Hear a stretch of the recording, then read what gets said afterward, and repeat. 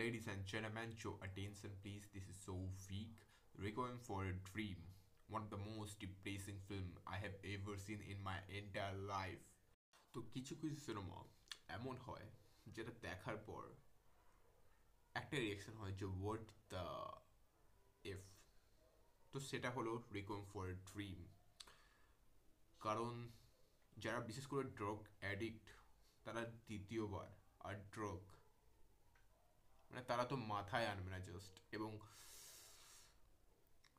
সিনেমার মধ্যে positive negative আমি তো কিছু বলবো না, কিন্তু এখানে যে পারফরমেন্স, জ্যারেড লেটো, জেনিফার, জানো যে লেভেলের পারফরমেন্স দিয়েছে সেটা জাস্ট টেরিফিক। মানে আমি তো Jared Leto one of the best performance বলবো। অনেকে বলে যে ব্লেড রানারের বিশাল দারুণ পারফরমেন্স উনি দিয়েছেন, but requiem for a dream যে লেভেলের জ্যারেড লেটো পারফরমেন্স দিয়েছে না, জাস্ট আউটস্ট্যান্ডিং। আমার তো ব্যাপক লেগেছে। কিন্তু আমি এই সিনেমাটা দ্বিতীয়বার দেখবো না।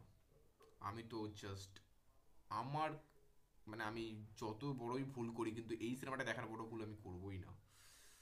উফ গড, আমি 2 থেকে 3 দিন ডিপ্রেশনে ছিলাম সিনেমাটা দেখার পর। এতটা ডিপ্রেসিং সিনেমা। এখানে একটা টিভিকে যেভাবে ইম্পর্টেন্স দেওয়া হয়েছে সেটা জাস্ট আপনারা ভাবতে পারবেন না। এখানে একটা টিভিও কিন্তু একটা ক্যারেক্টার, এবং জাস্ট বিয়ন্ড ইমাজিনেশন, এটা একদম পারফেক্ট ওয়ার্ড।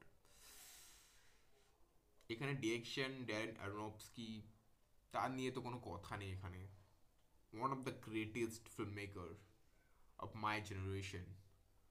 তো তাকে নিয়ে আমি কি বলবো, Darren sir, I love you sir. এবং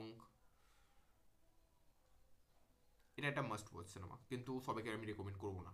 তো জাস্ট আমি আর বেশি কিছু বলতে চাই না, কারণ সিনেমাটা হয়তো আপনারা দেখার প্ল্যান করছেন, কিন্তু আমি বলবো যে আপনার জীবনের সব থেকে বড় একটা ভুল ডিসিশন হলো এটাই যে এই সিনেমাটা দেখার আপনারা প্ল্যান করছেন। কারণ it is so depressing and so creepy. দেখার কথা মাথায় কিন্তু আপনারা আনবেন না। আর যদি দেখেছেন তো আপনার রিস্কে দেখবেন, কারণ এটা মেন্টালি আপনাকে ট্রোমাতেও নিয়ে যেতে পারে সিনেমাটা।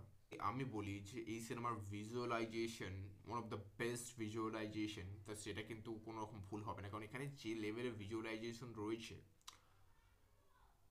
আমি জাস্ট কোনো ওয়ার্ড খুঁজে পাচ্ছি না। কালার গ্রেডিং তো পারফেক্ট।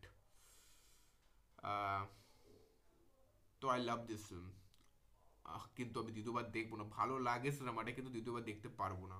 আমার সেই সাহসটাই নেই অ্যাকচুয়ালি। তো এটুকুই বলার। তো ইয়া, যদি ভিডিও ভালো লাগে লাইক সাবস্ক্রাইব করতে ভুলবেন না। দেখার জন্য সবাই গাইস।